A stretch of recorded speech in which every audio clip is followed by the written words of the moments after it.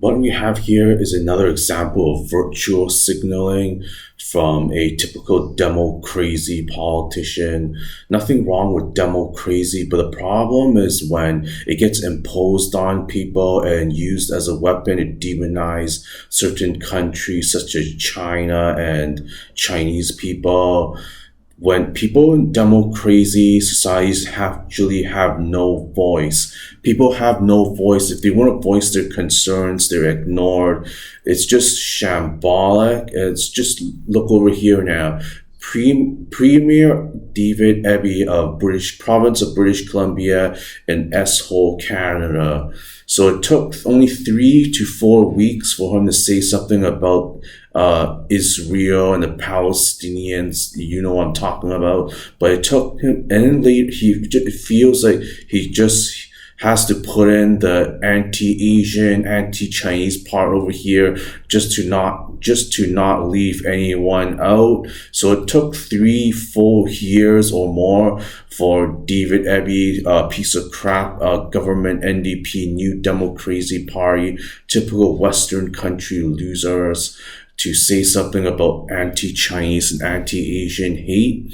So it took 3 years since COVID. Even though this was common knowledge, the police were using this statistic about hate crimes against Asian people as a tool to beg for more money from the government.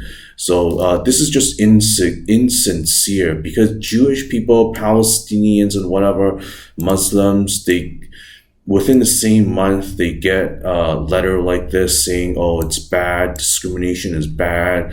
But it took 3 years for Asian people or Chinese people to get this from the government of BC and Shithole, Canada. More virtual signaling, but there's nothing being offered on what could be done to help Chinese people or Asian people. This is just virtual signaling.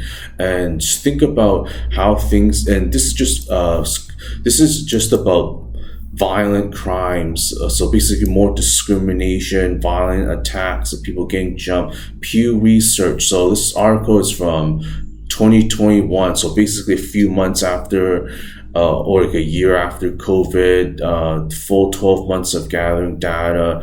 81% of Asians or Chinese people in America feel like violence is increasing against them. But in Canada, this has been ignored. Asian people are underappreciated. Nobody gives a crap. And just think about, this is just the violence of it. What about the soft discrimination? Look at all the job losses, wave of job losses, Canadian banks.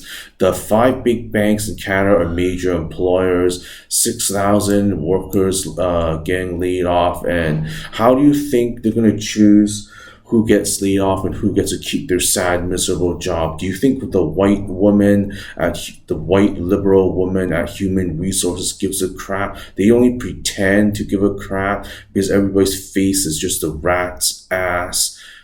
Things are not looking good for Asian people or Chinese people in Western countries like Canada, USA, UK.